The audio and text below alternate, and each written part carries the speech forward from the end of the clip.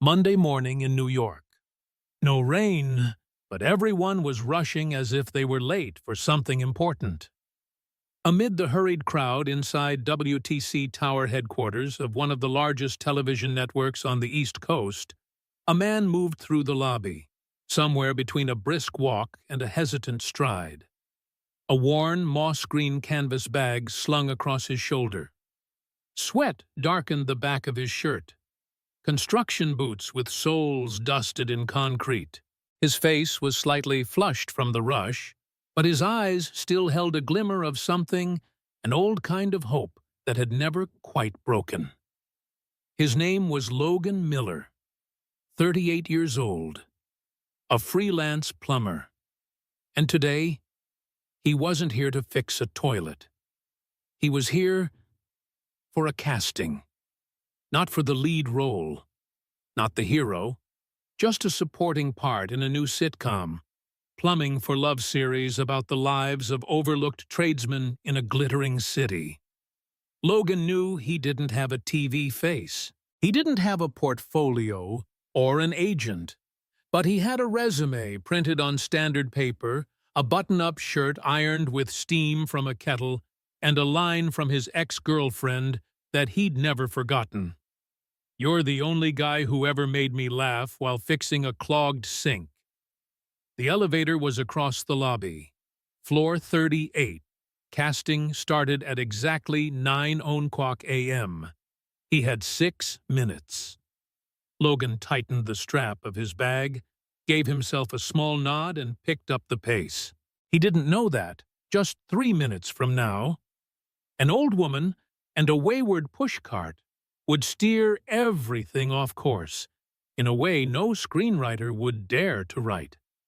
Just a few steps away from the elevator, Logan suddenly stopped. In the middle of the grand lobby, right next to the information pillar, an elderly woman was fumbling with a pushcart, overloaded with paper bags, folders, and a beige briefcase that looked like a movie prop from the 1980s. She stood still, trying to edge the cart over the groove in the tiled floor, but one of the wheels had jammed. Passers-by kept passing. A man in a white shirt strolled by, chewing gum and glancing briefly at her, but didn't stop. A young woman, eyes glued to her phone, almost tripped over a box, then turned back to throw a sharp look, as if the old lady were just a traffic obstruction. Logan stood frozen. He looked at his watch. 8:58. If he kept walking, he might still make it. If he turned back, he knew for sure he'd miss the casting. His grip on the strap tightened. His heart pounded not from rushing, but from conflict. Then he exhaled, softly, as if letting go of something, and turned around. "Let me give you a hand, ma'am," he said, his voice soft but firm. The elderly woman looked up, a face lined with age, but eyes that were sharp, bright, and alert. "Oh, are you an angel?" She smiled. "No, ma'am. I just fix leaky faucets," he replied. His answer made her laugh out loud. Her silver hair trembled as she chuckled. "Even better," she said. "I feel like something in me might be leaking too." Logan turned and lifted the heaviest part of her cart, helping her roll it onto the elevator floor just as the doors slid open. "Which floor are you headed to, ma'am?" 41. Production Engineering. Logan froze for a moment. Casting was on floor 38. If he went with her, he would definitely be late. With his hand still on the cart, Logan glanced at the panel, then pressed 41. The elevator doors closed. Inside the elevator was a plumber trading in his dream, and an old woman who was anything but simple. Just no one had ever been patient enough to look closely. Only the security camera in the ceiling corner was capturing everything. And on the monitoring floor on level 45, someone was watching. But Logan didn't know that. Not yet. The elevator doors had barely closed when thud. Everything jolted slightly. The lights flickered twice. then shifted to a strange amber hue. "Well then," Logan said, glancing at the now dark control panel, "I guess we've arrived at the post-apocalyptic maintenance sector." The old woman looked up, calm as ever. "Oh, that's nothing. Last time, I was stuck for 45 minutes with a panicked poodle. You're much more manageable." Logan chuckled, but only for a moment. 8:59. He sat down beside the cart, resting his knee on his bag, eyes locked on the ticking watch. "Casting ends at 9:05, he muttered. "Maybe they'll still let me in at the last minute. Maybe." The old woman's stomach let out a soft grumble. "I forgot to eat breakfast," she said, a bit sheepish. "Been running since dawn to make it to this meeting. And at my age, skipping a meal is like trying to climb a mountain without bringing your lungs." Logan gave a soft laugh, then dug into his bag. A granola bar, broken in half, but still whole enough to carry the spirit of survival. "This isn't exactly tasty, but it'll keep you from climbing that mountain in a daze." The old woman looked at him, her eyes narrowing slightly but gently. "I don't know why, but you don't seem like a plumber to me. How come? You're patient, kind, and you don't smell like cement mixed with sweat." Logan burst out laughing. The elevator still wasn't moving. Logan sighed. 9:04. His phone buzzed. A message from the casting team. "We're sorry. Due to a tight schedule, we cannot accept late applicants." He read it in silence, then slipped the phone back into his pocket. "It's fine," he murmured, almost as if trying to reassure himself. The old woman glanced at him then, unexpectedly, pulled out a phone. A brand-new model. She turned toward the elevator doors and spoke. "Elaine here. I need a priority line. I'm stuck in the elevator on the 14th floor." "Yes, with someone." A brief pause. "No, he has no idea who I am." Logan flinched slightly. "Wait, what did I just hear?" The elevator lights flickered back on. The doors opened. Logan didn't even have time to ask a question before the old woman calmly stood up, took hold of her cart, and smiled. "Let's keep going. Floor 41 is still waiting." Logan had no idea what had just happened, but he knew one thing for sure. From that moment on, his life had gone off track in one direction no one could have predicted. 912A. The elevator stopped on the 41st floor. The doors opened to a deep, blue-carpeted hallway, quiet like a waiting room before a storm. Logan stood still, looking at his watch, then down at his own feet. He'd really missed it. He didn't say anything, just gave himself a small nod. The kind people make when they accept a beautiful loss. Elaine stood beside him, one hand still resting on the cart handle. She looked at him for a while, then said gently, "You don't have to come with me anymore. It's already late, either way." "I don't have a time machine," he said with a soft laugh, though his eyes betrayed a quiet sting. Elaine looked at Logan for a long time, as if reading something behind his face, something worn down by years, just like hers. Then she spoke, almost absent-mindedly. "You know, what impressed me wasn't that you helped me. It was that you didn't even glance back at the elevator when it opened." Logan frowned. "Sorry. What do you mean?" "Plenty of people help," she said. "But when opportunity flashes by, most pull their hand back first. You didn't. You let go of the opportunity to keep one hand on the cart for a stranger." The space fell silent. Only the soft breathing of the air conditioner filled the void. Logan suddenly felt heavy in heart, but light in spirit. The kind of loss that didn't feel humiliating. The kind of defeat that didn't feel like regret. I just did what anyone else should have done, he said. The problem is, the old woman smiled. They didn't. He gave her a small bow. You go on ahead, ma'am. I think I should head back, pick up my wrench and the rest of my ordinary life. Elaine didn't stop him. She simply said, gently, Thank you, Logan. Wait, I never told you my name. You did, when you introduced yourself to the guard downstairs. I heard it. Logan smiled. Then I turned around, stepped into the elevator.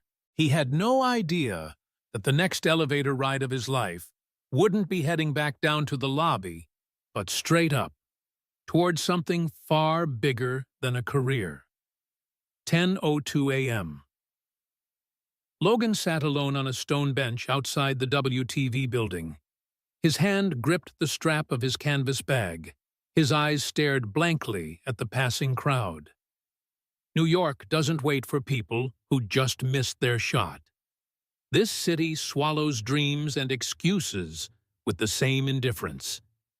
The shirt he had ironed at 5 a.m. was starting to wrinkle. His phone buzzed twice, then powered off the dead battery. He sighed. Guess I'll head back. Might still be in time to fix that clogged toilet on the second floor of the Japanese restaurant. A sleek black SUV glided up to the curb. No music playing, but it moved so smoothly and looked so expensive it felt less like a vehicle and more like a whispered sentence from the upper class. The car door opened. The old woman stepped out. No more shaggy wool sweater. No more overloaded pushcart. She now wore a silver-gray cashmere coat, her hair neatly tied up in an executive-style bun, fashionable clear-lens glasses resting on her nose, and carried herself with such presence that even the security guard stood up to greet her, not knowing who she was. Logan's jaw dropped.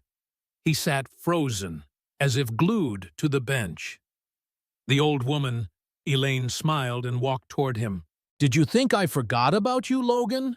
He jumped to his feet, startled as flustered as a schoolboy caught hiding candy by his teacher. You completely changed. I'm the same person. Just changed the wrapping. Logan looked around. The security guard stood at attention. A man in a black suit was holding the car door open for her. And a front desk receptionist was on the phone, saying, Ms. Elaine Richards has just returned to headquarters. It hit Logan like a bolt of lightning. Elaine Richards is her? Elaine nodded, with the same calm composure one might use to confirm that yes, that pie at the coffee shop really is apple, not just apple-scented. You helped me without knowing who I was, and that's exactly why I wanted to see you again. Logan stammered, I just thought you needed help. You were right, and you did something that many people with degrees, expensive suits, and designer bags didn't bother to do. She handed him a business card. White. Thin. No title. Just 3 words, Elaine Richards, and a silver-embossed WTV logo. I don't know if you're interested in acting, but I'd like you to tell this morning's story in front of a camera. I'll take care of the rest. Logan was still frozen in place. Elaine turned away, then called back over her shoulder. Oh, and if you might want to change that shirt. The camera won't forgive those wrinkles. The black SUV rolled away, and Logan realized the casting he had just missed was only the prologue. The real opportunity was smiling and waiting for him on the 45th floor. Later that afternoon, WTV building, floor 45, main studio. Logan stood before a frosted glass door. Behind it was the place he had dreamt of since the days he fixed restaurant toilets in a sushi joint under the Queens subway line. A real set, with cameras, spotlights, the sharp bark of a director calling cues, and the unmistakable mix of coffee and creative sweat in the air. His shirt had been changed courtesy of a stylist named Kai, who was both gentle and slightly horrified when Logan had tried to flatten his sleeves using just his hands. Elaine stood at the center of the studio, checking the set design monitor while nodding at updates from her assistant. When she spotted Logan, she raised her hand like a conductor signaling the start of a long-awaited solo. "There you are. Everyone, this is Logan Miller, the man who'll make you laugh without even needing a script." All eyes turned toward him. Some nodded politely. Some were curious, and some discreetly hit record on their phones. "I don't know how to act," Logan said awkwardly. "Good," Elaine replied immediately. "I don't need an actor. I need a real person. But it's a sitcom." "Exactly. People don't laugh at lines. They laugh when they see themselves in the story." Elaine handed him a treatment. The title of the project, The Pipe Life, an 8-episode sitcom inspired by the absurd, touching, and chaotic customers of a Brooklyn plumber. Logan flipped through the pages. There was a scene where he argued with a talking toilet. A scene where he was fixing a dishwasher and got ambushed by a cat. And a scene where he helped an old woman in an elevator, not knowing she was the CEO. He paused, looking up. Elaine winked. "Ring any bells?" Just then, a young woman approached and held out a contract. "Mr. Logan, this is a temporary collaboration contract for the pilot project. If the show does well on air, we'll negotiate a long-term role. But for now, all we need is for you to be yourself." Logan flipped to the first page. Under the line that read, "Co-creator," there was a space for his signature. He sat down, his hand trembling slightly. "I'm better at fixing pipes than signing papers." "Well, this time, you're just fixing your own life," Elaine said softly, but just loud enough for the assistant nearby to nod in quiet agreement, as if they'd just heard a perfect line from a movie script. When the pen touched paper, the crew responded with a gentle round of applause. Not to celebrate the signature, but because the first episode had just found its ending. The story began with an old woman in an elevator and a man who missed his casting call, and now the two of them were creating a show together, where the main character was also the reason everything had happened. 1 week later, Friday, 8:00 p. The very first episode of the sitcom The Pipe Life officially aired on WTV Prime. In the editing room, the lights were off. On screen, a very real version of Logan was crouched under a kitchen sink wearing a tank top, holding a wrench, grumbling about the loneliness of a leaky faucet. The audience laughed, loudly. In Brooklyn bars, people raised their glasses to the most honest plumber in New York. On Twitter, Pipe Life hit the trending charts just 40 minutes in. And Logan? Logan was under the dishwasher at an Italian restaurant on 14th Street. "Don't tell anyone I was on TV," he half-joked to the restaurant owner. "If they find out I'm still fixing pipes after being on air, it'll ruin my reality TV street cred." The woman chuckled, looking down at him. "The most famous plumber in the city is scraping grease with a screwdriver. Now that's Brooklyn-style Hollywood." When Logan got home to a third-floor apartment with creaky wooden stairs, his phone showed over 20 missed calls. Text messages stacked one over the next. "Are you for real or just acting?" I tuned in to laugh, but ended up crying at minute 18. "My mom wants your number for her shower head." He quietly set the phone down, grabbed a beer, dropped onto a sagging couch, then hit play on episode 1, not to watch himself, but to hear the laughter of people when they saw themselves in him. At that very moment, on the top floor of the WTV building. Elaine was sitting alone in a darkened conference room. On the screen in front of her, real-time statistics flickered. Premiere ratings, 140%, above projections. Audience retention, highest of the time slot.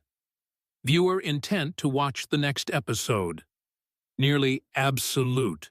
Her assistant entered, holding out a printed report. "Would you like to greenlight Season 2 now, ma'am?" Elaine didn't even glance at the paper.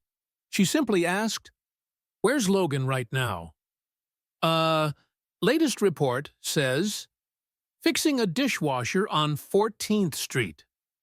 Elaine let out a genuine laugh, soft as a breeze, but just enough to make everyone else in the room go quiet.